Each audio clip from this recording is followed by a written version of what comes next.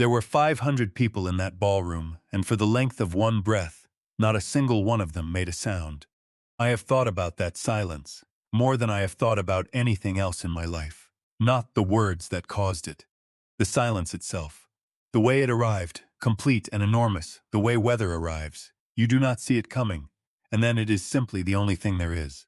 My father was standing 10 feet away from me, in a rented suit he had pressed himself that morning. In shoes he had shined the night before, with a cloth he kept folded in a drawer since I was a boy. And a woman I was 1 hour away from calling my mother-in-law lifted a live microphone to her mouth and said 3 words about him into a room that held every person my family had ever wanted to impress. And something inside me went very still. Not angry. I want to be precise about this, because the difference turned out to be the entire architecture of my life. I was not angry. I was still. And the stillness is the thing I want to tell you about, because what I did in the 90 seconds that followed cost me the future I had spent 2 years building. And what happened after that gave me back something I had not known I had lost. Before I take you into that room, let me say this. If you are new here, take a second to like and subscribe. Drop your city and your local time in the comments. I read every one of them. And it means more than you know to see where in the world this story is landing tonight. Now let me take you back, not to the wedding, to the house. I grew up on Birchwood Lane in Toledo, Ohio, in a single-story ranch with dark green shutters and a lawn my father kept short enough that no neighbor ever had cause to mention it. There was nothing about that house that would make you turn your head if you drove past it. That was, I understand now, the entire point. The kitchen smelled like coffee, from 5 in the morning until noon, because Elias Marsh was a man who began his day before the world had finished the previous one. He wore flannel most of the year. He drove a 2011 Toyota Camry with a small dent in the rear bumper that he never bothered to have repaired, not because he could not afford to, but because a dent in a bumper was not, in his accounting of the world, a problem. And every morning he read a physical newspaper at the kitchen table. Not a phone, paper. He turned the pages with the deliberateness of a man who did not believe information should arrive faster than a person could think about it. He had a routine, and he kept it the way certain men keep their word, quietly, without variation, without any need for anyone to notice that he was keeping it. We were not poor. We were not rich either, or so I believed with the total confidence of a child who has never had reason to check. The bills got paid. I went to good schools. When I needed something, it appeared without ceremony, the way rain appears. When I wanted something unreasonable, my father would look at me over the top of his newspaper and say nothing at all. And the nothing was its own complete sentence. There were 2 things about my childhood that I noticed and filed away, and did not think about again for 20 years. The first was an invitation. I was 17. Someone had invited my father to a business conference downtown, an industry event, a good hotel, the kind of gathering where men in suits go to feel briefly larger than they are. The envelope sat on the kitchen counter for 2 days. Then he picked it up, looked at it the way you look at weather through a window, set it back down and said, "I don't go to those things anymore, son." That was the whole explanation. I did not ask for more. In our house you did not ask for more. You waited, and sometimes more came, and sometimes it did not, and either way the waiting was not unpleasant. The second was the filing cabinet. It stood in the corner of the garage, gray, 4 drawers, unremarkable, and it was always locked. I must have walked past it 1,000 times. I never once saw him open it. I never once saw a key. When I was 9, I tried the top drawer with the casual criminality of a child and found it immovable. And I never tried again, because something about the solidity of it communicated that this was not a game. He was the most private man I have ever known. I used to think that privacy was simply his temperament, the way some men are tall. I was wrong about that. I was wrong about nearly everything, and I want you to understand that I say this without bitterness. Being wrong about your father is not a tragedy. It is only a delay. I met Danielle Whitmore at an architecture workshop in Cincinnati 3 autumns ago. She was sharp in a way that made the room around her seem slower. She asked the questions nobody else had thought to ask, and she asked them without apology. And she had a talent for taking something knotted and complicated and finding underneath it the one simple thing that had been true all along. I liked her within an hour. I liked her for 4 months before I told her, because I have my father's disease. I would rather be certain than be early.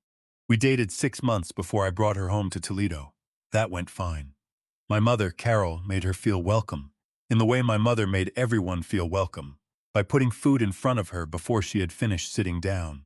My father shook her hand, asked her 2 questions about her work, listened to both answers all the way to the end, and then returned to his newspaper. Danielle told me later she had found him reserved. I told her that was just him, and it was. But there is a difference between reserved and withheld, and I did not yet have the vocabulary to know which one I was defending. Then she brought me home. Her family lived in Indian Hill on the northeast edge of Cincinnati, in the kind of neighborhood where every house has a 3-car garage and a landscaping crew that arrives on Thursdays like a tide. Franklin Whitmore was in commercial real estate. Regina ran the household and, from everything I could observe, most of Franklin's social calendar and a fair portion of his opinions. The Whitmore house announced itself before you reached the door. High ceilings. Framed photographs arranged along a wall in an arrangement that had been designed to look casual and had clearly required an afternoon. A kitchen island large enough to land a small aircraft on.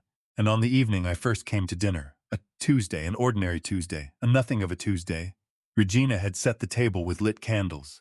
I noticed that immediately. Casual dinners do not need candles. Candles are not hospitality. Candles are notation. They tell you that you are being recorded. Regina Whitmore began asking questions before the bread arrived. What firm did I work for? How long had I been there? What was the growth path? Was there a partner track, and if so, on what horizon? She was not unfriendly. Her voice stayed warm the entire time, and her smile never once slipped. But the questions had a shape to them.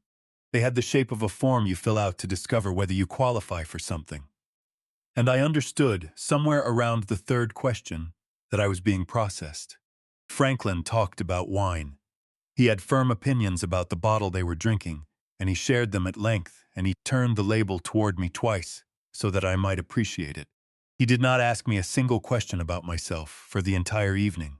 Not one. I have thought about that since. How a man can spend 3 hours in a room with the person his daughter intends to marry, and never once wonder aloud who he is. About 20 minutes in, Regina turned the conversation to family. She asked about my parents. I said my mother worked part-time in a dental office. Regina nodded, and something in the nod was already filing. Then she asked about my father. He's retired, I said. Retired from what? He had a business. There was a pause exactly 1 second long. She picked up her wine glass, turned it at a quarter turn by the stem, and said, I see. 2 words. Perfectly polite. Grammatically innocent. And every single person at that table understood precisely what she meant, and understood also that nothing had been said that could ever be objected to, which is the whole craft of it. Cruelty that leaves no fingerprints is not a failure of cruelty. It is its highest form. Bryce, Danielle's older brother, 38, broad-shouldered, a handshake he had clearly practiced, caught my eye across the table and smiled slightly. It was the smile of a man letting you know that he is inside something you are outside of. Danielle changed the subject. She mentioned a restaurant she had been to. The conversation moved on the way water moves around a stone. I let it move on. That was my first mistake, and I want to name it clearly, because everything that happened afterward grew out of that one small silence. I did not fail to defend my father at that table because I was afraid of the Whitmores. I failed because I had decided, in that instant, and without consulting myself, that the evening mattered more than the truth. That is a trade every person makes at some point. The only question is how many times you are willing to make it before you notice you have started paying in installments. It did not stop after that dinner. It never does. Contempt is not an event. It is a climate. Over the 18 months that followed, Regina developed a talent for landing small cuts in public, always with a witness, never with a weapon you could hold up afterward and point to. At a birthday party for one of Danielle's friends, she introduced my parents to a woman she knew from her club. And these are Nathan's parents, Elias and Carol. Very salt-of-the-earth people. She said it the way you offer a compliment. It was not one. It was a coordinate. It told the woman exactly where to file them, and it did so in front of them. And my mother smiled and said it was nice to meet her, because my mother would rather swallow a stone than make a room uncomfortable. Franklin was worse in a plainer way.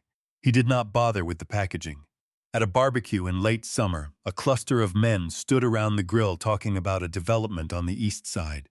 And I heard him say, at a volume that was engineered to carry, Danielle's always been independent. She picked a good worker, not exactly what we'd hoped for, but he let the sentence die there. He did not need the rest of it. The men around him nodded, and the nodding finished the sentence for him. I said nothing that afternoon.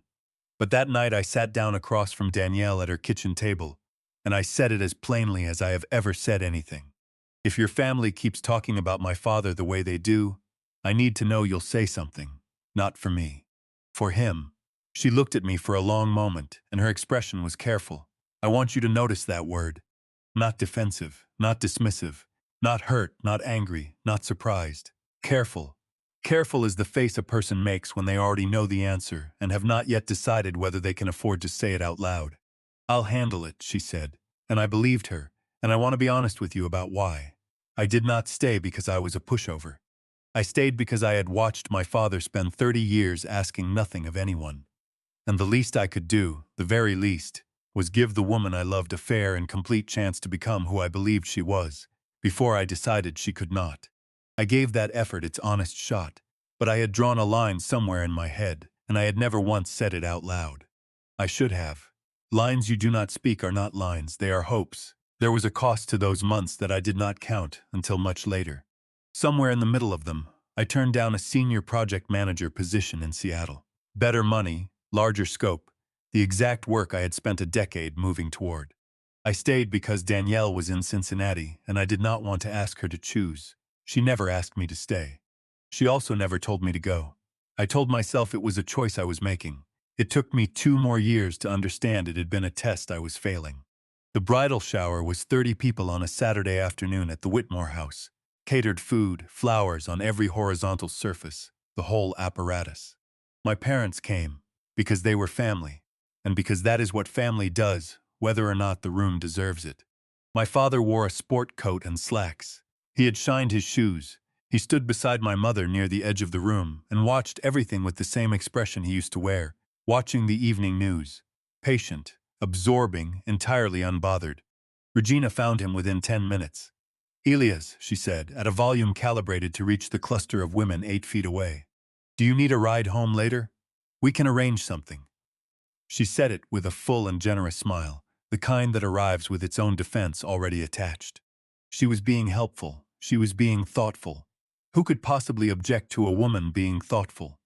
My father looked at her for a moment. I'm fine, Regina, he said. Thank you for the concern. That was all. No edge in the voice, no change in the face. He did not explain that he had driven himself. He did not mention the car. He simply answered, and then he let the silences after his answer do whatever it was going to do, which, I have come to believe, is the single most powerful thing a human being can do in a room that has decided to be cruel to him. Regina blinked once and turned away, and even from across that room I could see it. His calm had cost her more than an argument would have. An argument she could have won. Calm she had no instrument for. Later, near the end of the afternoon, I noticed a man I did not recognize. 50s, well-dressed, one of Franklin's business contacts. He was looking at my father from across the room, not with hostility, but with the particular squint of someone trying to place a face they have seen somewhere, they cannot quite retrieve. He took out his phone. He held it for a second. Then he seemed to think better of it and put it away. I did not think about him again for months. On the drive back to the hotel, I asked my father whether it got to him. What Regina had done. He watched the road for a while. They don't know me, son, he said. That's their problem. Not mine. I did not understand what he meant. I thought it was philosophy. It was a fact. 1 week before the wedding, I went to collect Danielle from her parents' house. I let myself in the side door. She had given me a key months earlier, and I heard voices from the kitchen. The door was half open. I was not trying to listen. But voices carry, and houses that large have nowhere for a voice to go except forward. Regina, you could still call this off. A pause. Preston Ashworth is a better match, you know that. And then Danielle, Mom, the wedding is in a week, and then Regina without a flicker. Exactly, there's still time. I stood in that hallway for perhaps 4 seconds. Then I walked back out the side door, got into my car, and sat. Here is what I knew about the Ashworths. Old Cincinnati money. Commercial development, 3 generations of it. Precisely the family Regina had been engineering toward for as long as she had had a daughter to engineer with. I had heard the name once or twice in passing, a son named Preston who had gone to Cornell, and now ran a division of his father's firm. I had never thought about him for more than a minute in my life. I sat in that car for 20 minutes and went through all of it. What I had heard, what it meant, what a person does with a thing like that. And then I made the worst decision of that entire year. I went back in, knocked on the front door, and pretended I had just arrived. I want to be honest about why, because I have had a long time to look at it. It was not fear. I was not afraid of a fight. I have never been afraid of a fight. I stayed because I needed to know whether Danielle was inside it, or whether she was only managing her mother. And I had convinced myself that the wedding would tell me. I thought that in the moment that mattered, I would see which way she fell. I gave her the benefit of the doubt for one more week. I should have known then. Some answers do not require a test. Some answers have already been given, and the test is only a ceremony we hold to postpone hearing them. The rehearsal dinner was at a restaurant in Hyde Park, white walls, low light, a menu without prices, because the people who eat there do not ask. Regina had chosen it. She mentioned twice within the first 20 minutes, and once more after the appetizers, that she and Franklin were covering the cost. My parents arrived exactly on time. My father wore his good suit, the gray one, double-breasted, the one that lived in a dry cleaning bag at the back of the closet, and emerged perhaps twice a year. He looked fine. He looked, in fact, better than fine. He looked like a man who did not need to dress for anyone and had taken the trouble anyway, which is a different thing entirely from looking wealthy. And I would not have been able to tell you the difference then. Franklin met them near the door. He looked at my father, nodded once, and shook my mother's hand. Not my father's. He nodded at my father. He shook my mother's hand. My mother noticed. I watched her eyes go to her husband's face, checking, the way you check a window during a storm. My father's expression did not change by a millimeter. Midway through dinner, Regina stood to say a few words. She thanked the venue. She thanked the guests. She said lovely, well-constructed things about Danielle. And then she turned slightly toward the end of the table where my parents sat and said, with a warm smile that was doing an enormous amount of work, "And we're so glad Nathan's family could join us. Elias, it's wonderful that you could make it," as though he had traveled from somewhere difficult, as though his presence in the room were a thing that required public acknowledgement, the way a donation might. Under the table, my mother found my hand. She held it for exactly 1 second and then let go. I did not look at her. My father picked up his fork and kept eating. Let me pause here for a moment, because I want to ask you something real.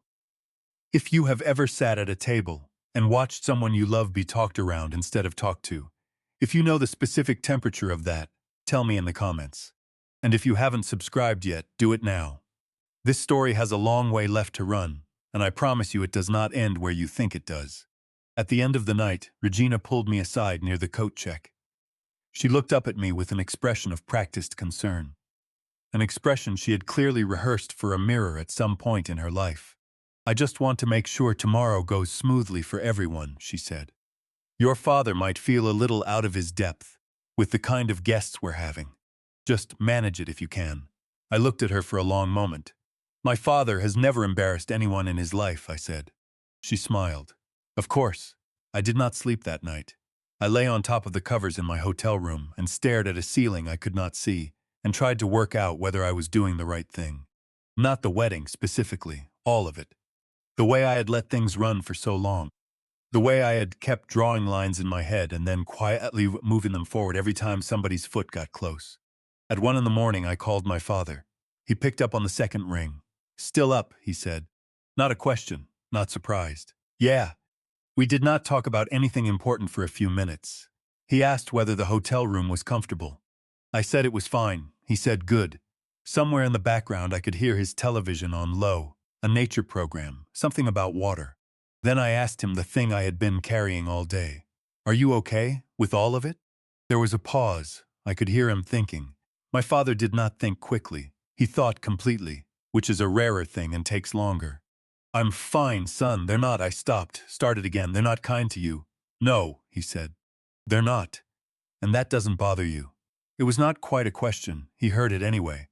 "People show you who they are," he said. "I've seen enough of that in my life to know it doesn't need to bother me. It only needs to be believed." I had nothing to say to that. And then, before he hung up, He said something I have turned over in my hands 10,000 times since. Whatever happens tomorrow, you don't owe anyone your dignity. Remember that. I told him good night. I lay in the dark another hour running his words back. He had said whatever happens. Not whatever they say.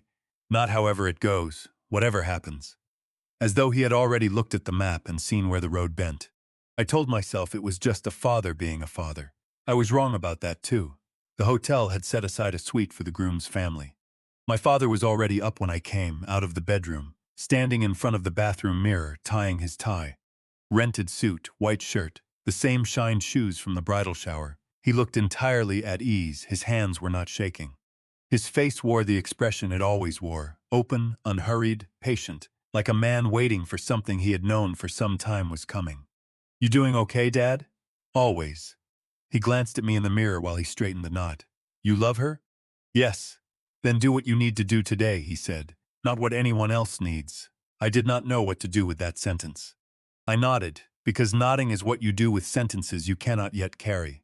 My phone buzzed. Bryce Whitmore.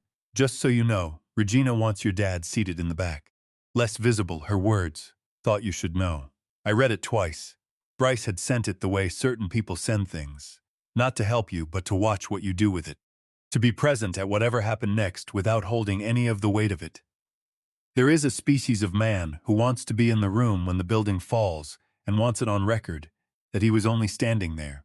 I put the phone in my jacket pocket without answering. My father was at the window then, looking out at the parking lot with his hands loose at his sides. He reached into the inside pocket of his vest and took something out, a plain white envelope, legal size, slightly worn at the corners, the wear of a thing that has been carried for a while. He looked at it not long, 2 seconds, maybe 3. Then he folded it once and put it back. "Ready?" he asked. Yeah, we went downstairs. I never asked about the envelope.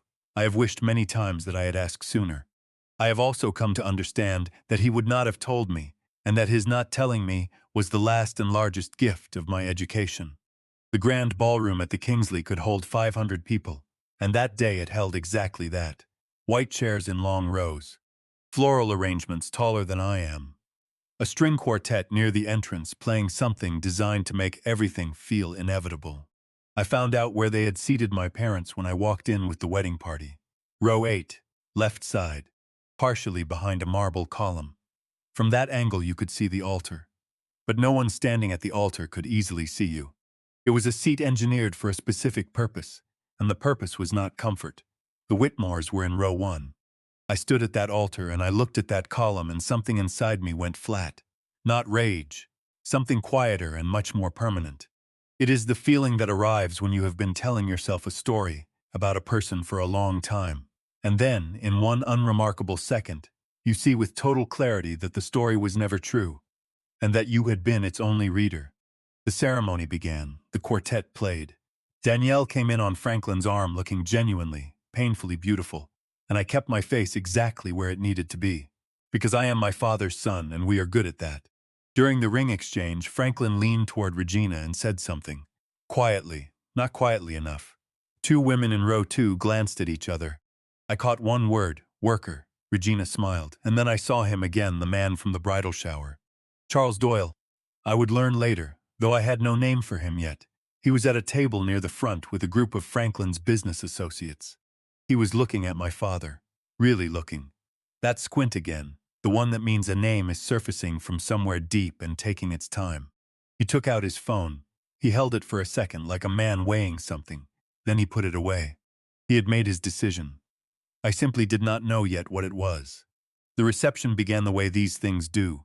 The room filling with noise, glasses going up. The band shifting from ceremony music to something with a little more air in it. 500 people talking at once creates a pressure in a room. It pushes against your chest like altitude. My parents found their table. I watched my father hold my mother's chair. She sat. He smoothed his jacket and sat beside her. 2 people at a table of strangers, perfectly contained, needing nothing from anyone. Regina went first. She stood at the microphone near the head table and spoke for 6 minutes. She talked about the Whitmore family, its history in Cincinnati, its values, what Danielle meant to them. She was good at it. Her voice had weight. People listened, because she had spent 30 years training that room to listen. She did not mention my parents, not once. In 6 minutes, Elias and Carol Marsh, the parents of the groom, did not exist. Franklin followed with something shorter. He said I was a hard worker. He said the family was glad to welcome me. He said hard worker the way certain men say it, not as praise, but as classification. The way you describe a thing that is useful and does not require further thought. There was polite applause. I stood up to take the microphone. I was going to say something simple. Thank people. Move through it. Get to the end of the day. Regina did not step back. Oh, we're not done yet, she said, still holding the microphone. Her smile had not changed. She was looking at someone toward the back of the room. I followed her gaze. She was looking at the table where my father was sitting. I had seen that smile before, in a kitchen doorway, at a rehearsal dinner. It was the smile she wore when she had already decided something and had finally arrived at the moment she had scheduled for it. I stood very still.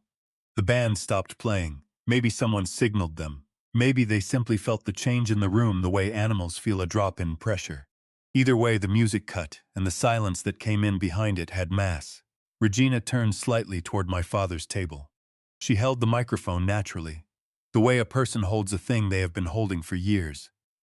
I want to say something about the Marsh family, she began.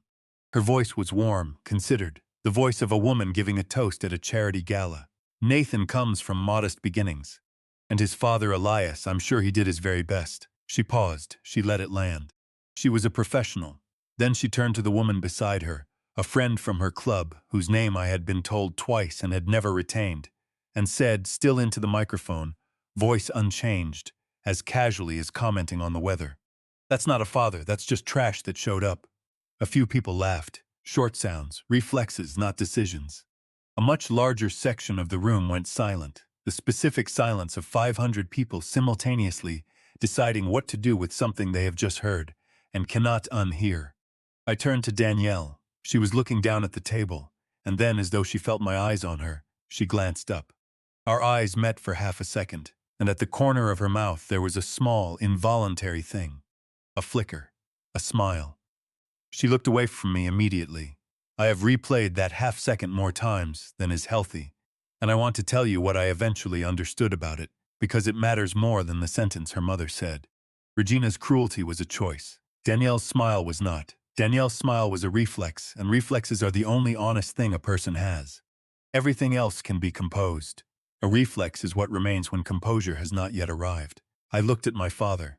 He had not moved. His hands were flat on the table. His face was, I do not have a word for it that is not too small. He looked like a man who had decided, long before this moment in some room I would never see, that other people's cruelty was not something that required his response. My mother had a cloth napkin pressed against her mouth, and I pushed my chair back and stood up. 500 people watched me cross that floor. Nobody said anything. The room had that held breath quality where everyone can feel that something is happening, and no one yet knows which direction it will fall. I walked to Regina. She was still holding the microphone. I put my hand out, and she gave it to me, not because she wanted to, but because the momentum of the moment made it the only physically possible thing to do. There are seconds in life that have their own gravity, and everyone in them simply falls. I turned and faced the room. I want to thank everyone for coming today, I said. I mean that. And then I paused, long enough that the pause had its own shape. But I am not going to stand here and watch my father be spoken about that way. Not in front of 500 people. Not anywhere. I turned to Danielle. She was gripping the edge of the table with both hands. I asked you once, I said, what you would do if they ever crossed that line. You told me you'd handle it. Nathan, don't. You smiled, Danielle. She did not answer. This wedding is over. And I set the microphone down on the table beside me. Not dropped, not thrown. Set down, the way you put something away when you have finished using it. Then I did the hardest thing in that room. I said nothing more. No explanation, no argument, no attempt to make Regina Whitmore understand what she had done, because Regina Whitmore was never, in the entire remaining course of her life, going to understand what she had done, and I was finished spending myself on that particular impossibility. Somebody near the back said something low. A chair scraped. One of the bridesmaids made a small, sharp sound. I want to be very clear with you about my internal weather in that moment, because it is the only part of this story I think might be useful to you. I was not angry. I was clear. Those are different things, and the difference took me 32 years to learn, and it turned out to matter more than anything else that happened in that room. Anger wants a response. Anger is a negotiation. It is still, underneath everything, asking the other person for something. Clarity asks for nothing at all. Clarity has already left. Franklin came up out of his seat. "You can't do this." He pointed at me, index finger extended, the gesture of a man who has built an entire career on telling rooms what they will do. "Do you have any idea what this?" "Sit down," I said. Quiet even. He did not sit down. But something in his arm came apart, and the finger lowered, and everyone saw it. Regina stepped forward. Her composure was still there. Barely. It was a garment now rather than a skin. "Nathan, you're embarrassing yourself. Sit down and we'll talk about this." "There's nothing to talk about." I turned. My father was standing. He had gotten up without any fuss at all. No dramatic push of the chair, no announcement. He was simply standing, jacket straight, face calm. My mother had a hand on his arm. I looked at him across that enormous room. He looked back at me. "Let's go, Dad." He held my gaze for a moment. Then he nodded, once, simply. The way he nodded when a thing had been decided and did not require further discussion. And he came around the table. He walked past Regina Whitmore without looking at her. Not with contempt, I want to be precise about this, because it is the most important detail in this entire story. There was no contempt in it. There was simply nothing there that required his attention. He walked past her the way you walk past a chair. I have thought about that walk for a long time. Regina had spent 18 months trying to make my father small, and in the end she could not even make him notice. We moved toward the exit. My mother followed, clutching her small purse, the napkin still in her other hand. 500 people watched us leave. The room was already beginning to find its noise again, chairs turning, voices low and urgent, people leaning toward one another.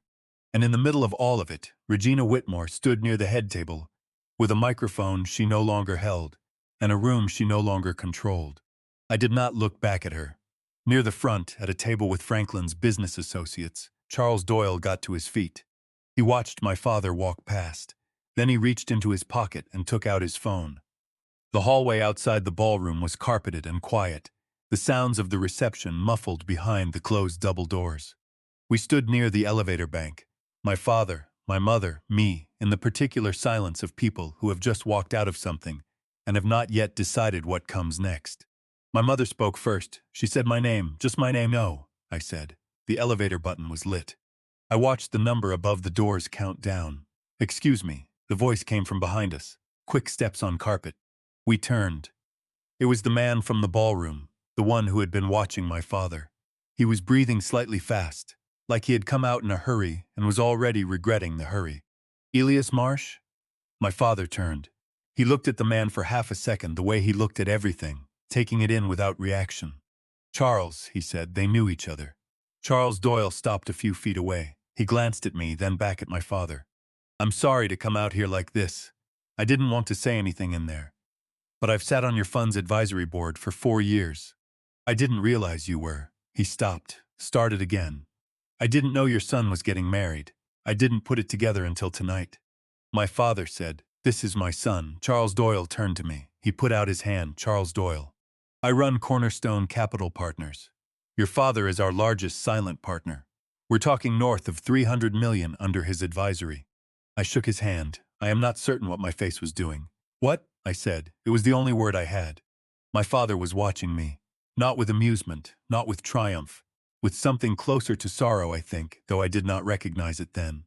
"There are things I never needed you to know, son," he said. "Until now." We moved down the hall, away from the elevator, to a seating area near a window. My mother sat. My father stood. Charles Doyle excused himself. After a moment, he had my father's number, he said, and he would be in touch. And then it was the three of us, and the window and the lights of Cincinnati beginning to come up in the dark. My father told me the whole thing. He had started the company in 1994, 2 years before I was born. Marsh Freight Group. He built it from a leased warehouse on the edge of Toledo, and one truck he drove himself for the first 14 months. For 25 years he ran it quietly. No press, no profile, no industry awards on a wall. And here is the part that took me longest to absorb because it was not an accident. The quiet was engineered. He had held the company through a private holding structure with a name that was not his. He had never once given an interview. When the trade press wanted a photograph, they got a logo. When an industry association wanted him on a panel, he declined. And I understood, standing in that hallway, what the envelope on the kitchen counter had been when I was 17. I don't go to those things anymore, son. He had gone once, apparently, long ago. He had seen what those rooms did to men, and he had decided. Which is why a family of commercial real estate people in Cincinnati could sit across a table from Elias Marsh for 18 months and see a man in a rented suit. There was nothing to find unless you already knew where to look. And Regina Whitmore had never once in her life looked at my father hard enough to wonder. In 2019, he sold to a private equity group. He told me the number once plainly, because I was his son, and he had decided I had a right to it. $1.4 billion. He changed nothing. Not the house, not the car, not the newspaper, not the curtain over the kitchen sink. I wanted you to have a real life, he said. Not a gilded one. I wanted to know that you'd make your decisions based on who you are. Not on what I have. I sat with that for a moment. The hallway was very quiet. Why didn't you ever? Because the answer was always going to be the same, he said. You didn't need it in order to be who you are. Then he reached into the inside pocket of his jacket and took out the envelope. The one I had watched him look at that morning in the hotel window. He set it on the cushion beside me. That's a transfer of assets I had prepared last month, a portion in your name. It was meant to be a wedding gift. I did not open it. I just looked at him, and he said the sentence that I will carry to the end of my life. You walked out of that room for me. That's worth more than anything in that envelope. Behind us, through the ballroom doors, I could hear the low roar of 500 voices beginning to understand what had just happened. Charles Doyle went back into the ballroom. He was not trying to cause anything. I want to be fair to him. He had a client at one of the tables, and he was not the kind of man who made a scene. But he also was not the kind of man who kept something like that to himself when the right person asked him a direct question. The right person asked within 5 minutes. Business people in the same room tend to know each other, or to know of each other, and the name Elias Marsh, if you knew precisely where to look, and Charles Doyle knew, was attached to a 2019 transaction that had made the trade press. Within 15 minutes of Charles going back through those doors, 2 people had searched the name on their phones. Within 20, the information was moving from table to table in the quiet, purposeful way that important information moves among people who understand what it costs. Franklin's phone buzzed. He looked at it. A message from someone who had been sitting at Charles's table. 6 words. Do you know who his dad is? Franklin stared at his screen. Then he searched the name. The first result was a piece from a logistics industry newsletter, dated 2019. Marsh Freight Group acquired for $1. $4 billion in landmark private equity transaction. He turned to Regina. He showed her the screen without saying anything at all. She took the phone. She read it. She looked up. She set the phone face down on the table. Around her, the room was still making its noise, people at other tables piecing it together, leaning in, the particular electric hum of a crowd that has realized the story it has been watching is not the story it thought it was. Regina Whitmore sat perfectly still. Her hands were on the table. Both of them were trembling slightly. Bryce saw it from 2 seats away. He looked at the screen. He said quietly, "Mom." She did not answer him. I have been asked whether I enjoyed that. Whether there is a part of me that replays it. The honest answer is that I was not in the room, and I have never once wished I had been. The satisfaction people imagine in that moment does not exist. What exists is something colder and sadder. The understanding that a woman spent 18 months constructing an entire theology around a man's shoes, and that the theology collapsed, not because she was proven wrong about his bank account, but because she had never been talking about his bank account at all. She had been talking about herself. All contempt is autobiography. Danielle found me in the hallway about 30 minutes later. My parents had gone upstairs. I was still sitting in the seating area by the window, jacket off, looking at nothing in particular. She had been crying. Her mascara had held. Whatever she had done for the wedding was built to survive. But her eyes were red, and she had been worrying at the sleeve of her dress until the seam had gone soft. She sat down across from me. I didn't know she was going to say that. I believe you. She looked up quickly, because she had not expected that. I didn't arrange it. That wasn't something I planned. Danielle, I kept my voice even. You smiled. I was nervous. It was a reflex. I wasn't. I know, and I did know. I had thought about it for 40 minutes, and I knew exactly what kind of smile it had been. Not cruel, not deliberate. It was the smile of someone who was relieved that a pressure had finally been released. Even though the release was ugly, even though the release was at the expense of a man who had never once been anything but courteous to her. That was the part I could not get past. Not the malice. There was no malice in her, it was the relief. I asked you months ago, I said. I told you exactly what I needed. You looked me in the eye and you promised me you'd handle it. And when the moment came, you looked at the table, and you smiled. She was quiet for a long time. Then she said, "My mother had arrangements with the Ashworth family. I wasn't going to go through with it." She kept, "I know about that too." She went very still. "I heard you in the kitchen," I said. "A week ago, the hallway was quiet around us. Far away through walls, the muffled sound of a wedding winding down in a manner nobody had planned. I don't think you're a bad person," I said. And I meant it then, and I mean it now. I think you're someone who will always choose your family when it counts. That's not a crime. For most people, that's a virtue. But I can't build a life with someone who looks at my father the way yours do.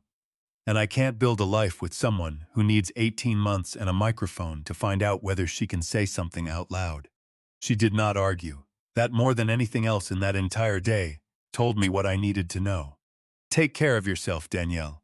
I picked up my jacket and I walked to the elevator. My father's phone rang at 9:17 that evening.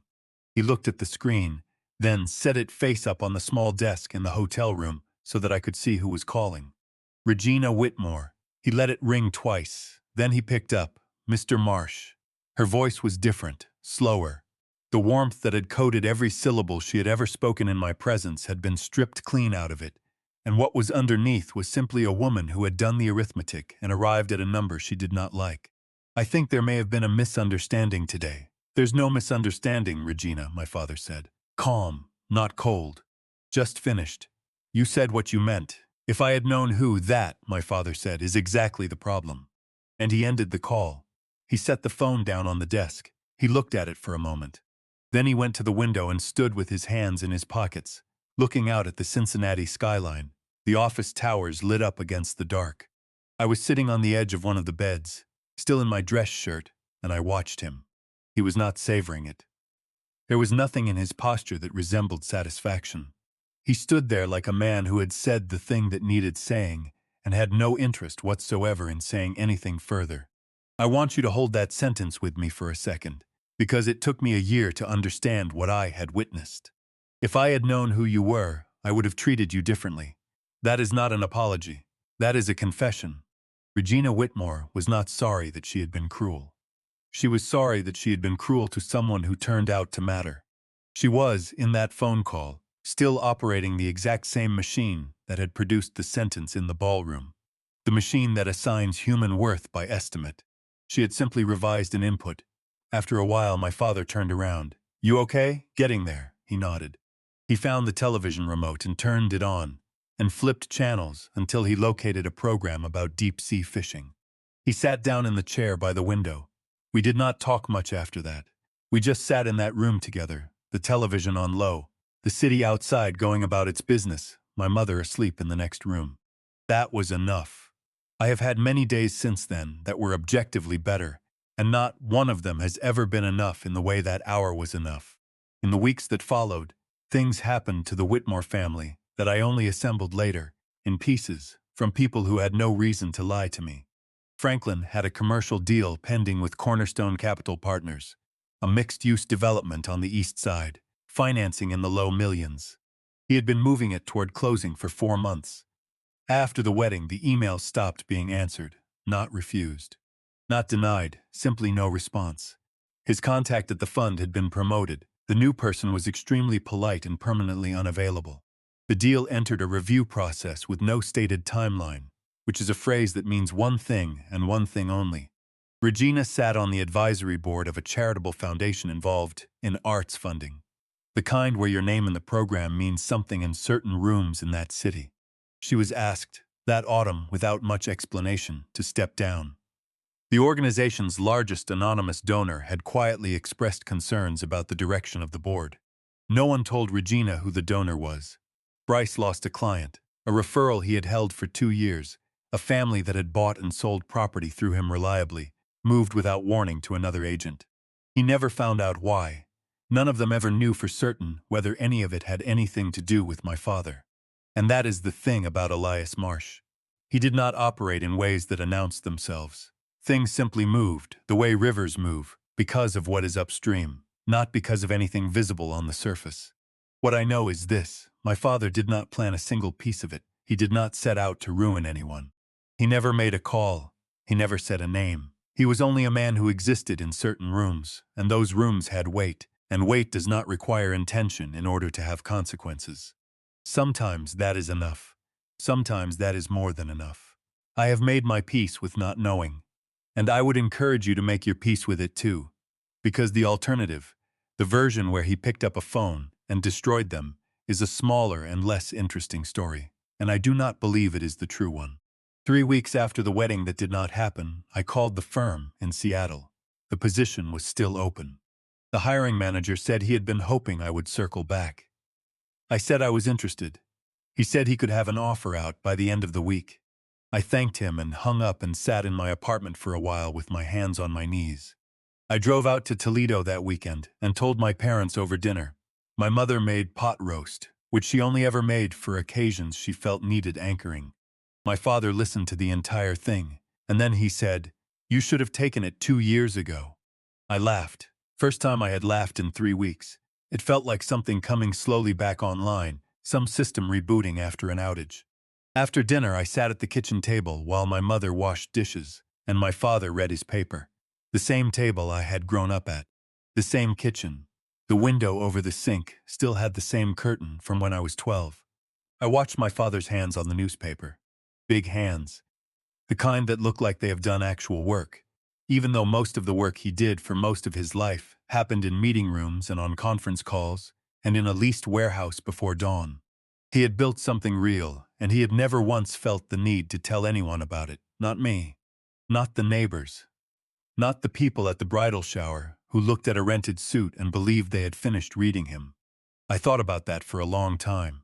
Before I tell you the last part, I want to ask you something real. Have you ever had to choose between the person you were building a life with and the person who raised you? Because I stood at that exact crossroads, in a ballroom, in front of 500 people. And I want to be honest with you, I did not always know which way I would fall. Tell me in the comments. I read all of them, and if you have made it this far with me, thank you. I mean that. I moved to Seattle in November. I took one bag and the envelope my father had given me, which I still had not opened. Seattle in winter is gray and wet and surprisingly easy to disappear into. I liked that about it. I needed some time in a place where nobody knew the story. I found an apartment on Capitol Hill. Small, good light in the mornings. Walking distance to the office. I bought a coffee maker and put it on the counter and got back to work. The job was harder than the old one, which turned out to be exactly what I needed. There is a specific mercy in difficult work. It does not ask you how you are feeling. It simply asks whether the thing is done. My father flew out in February. He told me he was coming. He did not ask. He simply said he would be there on the 14th and wanted to know whether the airport was easy to reach from where I lived. I said it was fine. He said good. He showed up in the same clothes he always wore, flannel jacket, good boots. He looked around my apartment, nodded slightly, and said, "Nice light." That is the entire review my apartment has ever received from him, and I have never needed another. We walked along the waterfront that afternoon, south toward the bridges. It was cold and clear, and the water had that particular flat color it takes on in winter, like poured metal. We walked mostly in silence, the comfortable kind, the kind that has been earned over decades and cannot be manufactured in less. At some point, I asked him the question I had been carrying since October. "Why didn't you ever tell me any of it?" He walked a few more steps before he answered. He was not searching for words. He was giving the answer its proper amount of room. "Because I wanted to see who you'd become without it." And he looked at me. "I'm proud of you, son." 4 words. He said them simply, without ceremony, the way he did everything, the way he tied his tie, the way he read his paper, the way he walked past Regina Whitmore without turning his head. I did not answer him. I did not need to. We kept walking. The water moved beside us. The city went about its business overhead. There is something I have thought about more than any of the dramatic parts. Not the ballroom, not Regina's face, not the number in the envelope or the phone call at 9:17. Something much smaller. The curtain over the kitchen sink in Toledo. My parents never replaced it. Same curtain I stared at as a child while I ate cereal, faded a little across the top where the sun had been hitting it for 25 years. My father could have bought 10,000 kitchen curtains. He could have replaced the car, the house, the furniture, the entire street. He had the means to do it twice over, and I do not believe the thought ever once completed itself in his mind. He was not performing modesty. This is the distinction I want to leave you with, because it took me a year to find it. Performed modesty is still a performance. It still has an audience. It is still underneath a request. My father was not requesting anything. He had simply arrived, at some point I will never know the date of, at a decision about what his life was going to require. And then he lived it completely without ever once looking over his shoulder to see whether anyone had approved. That is the rarest thing I have ever seen a human being do. And here is what I have come to believe about the people in that ballroom. Regina Whitmore did not hate my father. She never knew him well enough to hate him. What she did was simpler and far more common. She read him. She looked at a car, a suit, a pair of shoes, a manner of speaking, and she performed an act of reading. And she trusted her reading absolutely, and she never checked it against a single fact for 18 months. We all do this. I need to say that plainly because the easy version of this story is one where I am good and she is bad, and the easy version is a lie. Every one of us walks into rooms and reads people off their surfaces. It is not a character flaw. It is how a mind survives a crowded world. The flaw is not the reading. The flaw is the certainty. Regina's error was not that she guessed wrong about my father's net worth. If he had truly been what she believed him to be, a modest retired man in a rented suit, she would still have been wrong. Wrong in exactly the same way, wrong in exactly the same amount. The money changed nothing about the ethics of what she said. It only changed the cost. And that is what I would want you to take from this if you take anything. The reason to treat people with dignity is not that they might turn out to be somebody. The reason is that they already are. There is no revelation coming that would make Regina's sentence acceptable, and no revelation that could make it worse. It was complete when she said it. Here is the second thing, and it is for anyone who is sitting inside a version of this right now. I stayed too long. That was mine. It was not Danielle's, and it was not Regina's. It was mine. I kept extending credit to a situation that had already given me all the information I would ever get. I heard a woman propose a replacement fiancé through a half-open kitchen door, and I knocked on the front door and pretended to have just arrived. I told myself I was being fair. I was being hopeful, which is a beautiful thing to be about the future, and a dangerous thing to be about evidence. If someone has shown you who they are not going to show you again more clearly. There is no clearer version coming. The ballroom is not more information. The ballroom is only the same information at a higher volume, and it will cost you more to receive it there. And the third thing, the one I did not understand until I was 32 years old, standing on a floor in front of 500 strangers with a microphone in my hand. Dignity is not a feeling. Dignity is not something you have when the room is kind to you. Dignity is a decision you make about what you will and will not participate in, and the decision is only ever real in the moment it costs you something. That afternoon, it cost me a wedding, a fiancé I genuinely loved, and a version of my future that I had been building for 2 years and could see clearly enough to touch. And I would make it again tomorrow. Not because it worked out. It very nearly did not. There was no guarantee of any envelope, no guarantee of Seattle. No guarantee of anything except a long drive back to Toledo with 2 people who loved me. I would make it again because of a question my father asked me without ever asking it out loud. A woman called him trash into a microphone while he sat 10 feet away with his hands flat on a table. And the only real question in the room, the only one that was ever on the table was, what kind of man am I? I gave the answer I could live with. Everything else in my life has followed from that one sentence. And I do not think that is a coincidence. I think that is how lives actually work. We imagine they are built out of decades. They are not. They are built out of about 9 seconds, spaced very far apart, and you almost never know which 9. I opened the envelope in my Seattle apartment sometime in March. I will not tell you the number. I sat with it for a while. Then I folded it back up and set it on the desk. And I went and made coffee, and I stood at my window and watched the street below, and the number did not change one thing about what I was going to do that day. My father called that evening. He asked whether I had opened it. I said I had. He asked what I thought. I said it was a lot to take in. He said, "It's yours. Do what you want with it." And then he talked for 11 minutes about a fishing program he had watched the night before. That is Elias Marsh. That is exactly who he is, and I did not deserve him for the first 32 years, and I am working on it. I do not know what happened to Danielle.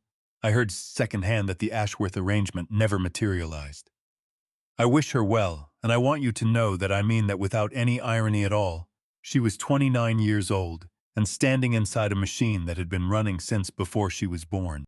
And not everyone gets out of those, and I am not certain I would have.